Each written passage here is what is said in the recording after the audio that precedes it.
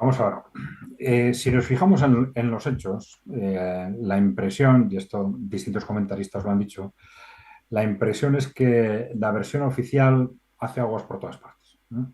Es decir, que es poco lógico, ¿no? Los movimientos, tanto por parte de Wagner, por parte de Prigozhin, como por parte del gobierno de Rusia, ¿no? Y esto es lo que ha llevado a muchos interlocutores poner sobre la mesa que probablemente estemos ante una escenificación, ¿no? Lo que ocurre es que, claro, estamos ante una escenificación de algo de una gravedad tal, es decir, estamos hablando de una insurrección de un cuerpo armado de una dimensión de 20.000 o 30.000 personas, ¿no? Y además no cualquier cuerpo, sino quizás el cuerpo más duro dentro del ejército de las Fuerzas Armadas rusas, ¿no? Entonces, esto tiene una dimensión tal que necesitaría, si fuese una escenificación, una justificación de una importancia estratégica clara, muy clara, ¿no? Y eso es lo que no se ve con mucha claridad, porque las versiones que se han dado, bueno, puede haber sido una escenificación para trasladar a Wagner a Bielorrusia. Bueno, pero eso lo podían haber hecho sin necesidad de esa escenificación, ¿no? Puede haber sido una escenificación para detectar posibles infiltrados en el ejército, en el gobierno o posibles fuerzas desafectas, ¿no? No creo que eso tiene en absoluto la dimensión suficiente como para un riesgo estratégico y de imagen como poner en marcha una operación de ese tipo, ¿no? A nosotros la única explicación que se nos ocurría era posible, la hipótesis que se nos ocurría, era que se estuviese previendo un conflicto directo con un país de la OTAN y que esto hiciese necesario un reforzamiento de Bielorrusia o una intervención de fuerzas que no implicasen directamente a Rusia. Entonces, esa insurrección, ese pacto, esa expulsión, vamos a decir, de Rusia a Bielorrusia, es lo que, al menos desde el punto de vista de imagen, podría permitir, eh, si ese conflicto estalla, es decir, bueno, no se pone en marcha con respecto a Rusia el artículo 5 de la OTAN porque no es Rusia el que está peleando, es Bielorrusia o es Bielorrusia y Wagner, ¿no? Que es un cuerpo de mercenarios que ya no tiene nada que ver con nosotros, ¿no? Esta podría ser una interpretación lógica, que no quiere decir que sea verdad.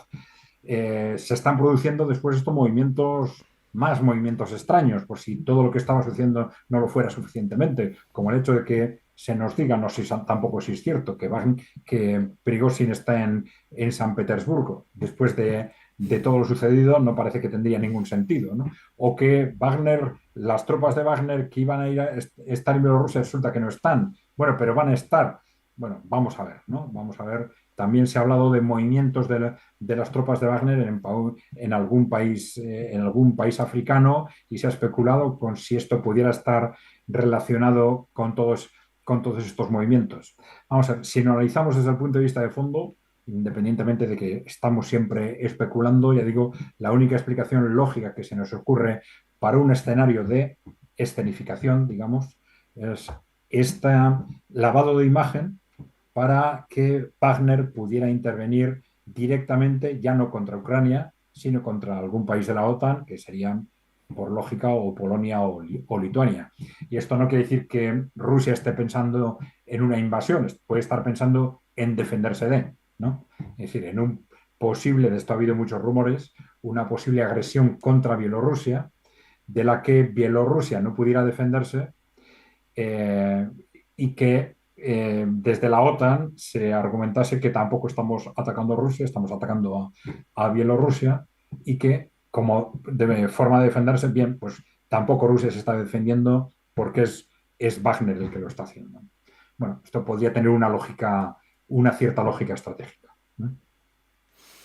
Bueno, pues yo también, más o menos, después de casi 2 horas de directo, concluí que esa era una hipótesis, ¿no? Que hubieran trasladado las tropas a Bielorrusia de Wagner, no para Ucrania, sino para algún país de la OTAN y que lo hayan hecho así, con esta escenificación, para que Rusia no aparezca como el agresor que amenaza el flanco este de la OTAN, sino que, bueno, esas tropas no sé lo que hacen ahí, ¿no? Porque estamos viendo como en toda esta guerra hay mucha propaganda y ganar el relato yo creo que es muy importante. Ahí se está viendo también con la entrega de bombas de racimo cómo Rusia la está sabiendo aprovechar bien para hacer propaganda en contra de la OTAN, de lo malo que son la OTAN. Y yo creo que puede ir por ahí, ¿no? Porque si tú trasladas las tropas de manera oficial hacia Bielorrusia, tú estás amenazando a la OTAN. Y cualquier movimiento de la OTAN es de defensa. Pero tú lo has hecho de forma que tú te quitas cualquier responsabilidad, como tú también decías por el tema del artículo 5. Yo creo que por ahí iban los tiros, ¿no? Pero Es bueno, posible, sí, es posible que no tengamos más información al respecto, porque quizás el efecto práctico de un movimiento de ese tipo sea impedir movimientos que se estaban previendo por parte de Polonia y Lituania, porque se está hablando de una posible invasión coordinada de Bielorrusia entre Ucrania, Polonia y Lituania, apoyando a fuerzas rebeldes internas, etcétera, ¿no? Entonces, ante un movimiento de ese tipo con las tropas de Wagner en Bielorrusia, es posible que ya ese movimiento no se produzca, ¿no? Es posible. también lo dijimos, porque vaya que después vengan los más ventajistas y digan, no se ha producido una invasión de Bielorrusia. Bueno, a lo mejor no se ha producido porque estaban allí Wagner ya, ¿no? Y las armas nucleares también, ¿no?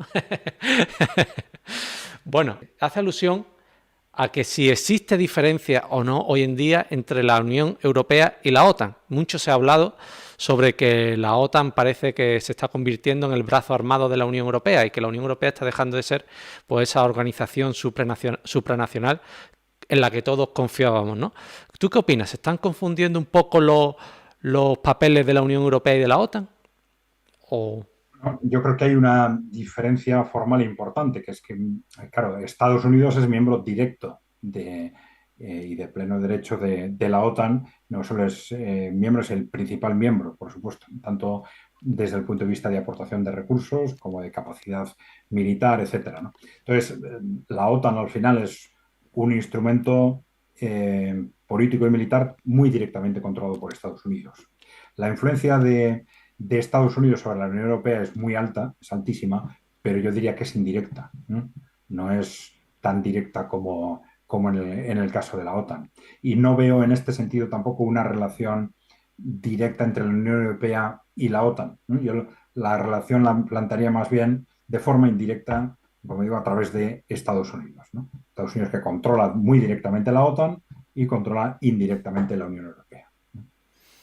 bueno, y algunos le hacen el trabajo sucio a Estados Unidos, ¿no? Dentro de la Unión Europea. Aquí es que en este canal a Borrell no lo podemos, no lo tragamos mucho, no lo tragamos mucho. Eh, bueno, aquí hay preguntas, aquí hay preguntas, hombre, yo sé que son duras, pero ¿atacará Rusia a Israel desde Siria? Bueno, yo creo que Rusia a Israel no la va a atacar, ¿no? Pero me gustaría agrandar esa pregunta sobre la posición de Israel en el conflicto de Ucrania, porque no recuerdo cuál fue la última noticia hace una semana que parecía Israel terminar de decantarse por Ucrania cuando siempre se había mantenido un poco distante, ¿no? ¿Qué opinas de esa posición un tanto ambigua de Israel, Adrián? Sí, también hubo unas declaraciones recientes diciendo que Israel no va a enviar armamento a Ucrania porque es un país en guerra, porque Israel es un país en guerra, ¿no? Entonces necesita disponer de todo el armamento, ¿no? Eh, bueno, yo creo que no se puede descartar nada. La situación en Asia Occidental, como les gusta decir a los asiáticos más que Oriente Medio, ¿no? Es muy peligrosa. Es muy peligrosa viendo cómo está respondiendo el gobierno o los últimos gobiernos de Israel al cambio de la situación geopolítica, ¿no? Es decir, claro, la posición de Israel en Oriente Medio, en Asia Occidental, siempre ha sido una posición muy difícil, rodeada de países musulmanes, y se ha mantenido con una expansión progresiva en base a un apoyo muy directo de Estados Unidos, ¿no? Claro, y esto también se soportaba en que Estados Unidos mantenía la hegemonía mundial. Es En el momento en que esa hegemonía mundial no solo se empieza a poner en cuestión, sino que se ve muy claramente que no se va a mantener en el futuro de una forma o de otra, claro, el futuro de Israel ya se queda puesto en cuestión.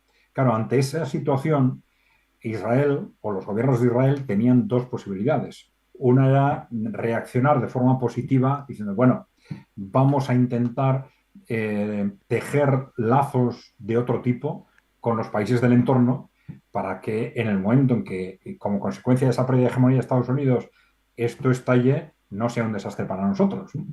Y la otra posición es la de intentar reventar el tablero.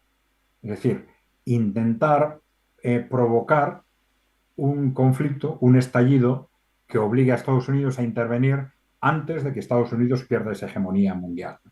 Y lamentablemente es esta segunda estrategia a la que ha estado jugando los gobiernos de Israel durante muchos años, ¿no? Estas intervenciones continuas en Siria, por ejemplo, ¿no? En un país extranjero, invadiendo una y otra vez para bombardear distintas posiciones, o actuaciones con respecto a los palestinos que, independientemente de lo que realmente consiguen, son tremendamente duras desde el punto de vista de imagen, que probablemente solo se puede interpretar como con un objetivo de provocación, ¿no? Nos dejan una imagen bastante clara de unas estrategias de los gobiernos israelíes de intentar provocar ese conflicto, ya digo, antes de que Estados Unidos pierda la hegemonía mundial. Claro, si esa es la situación,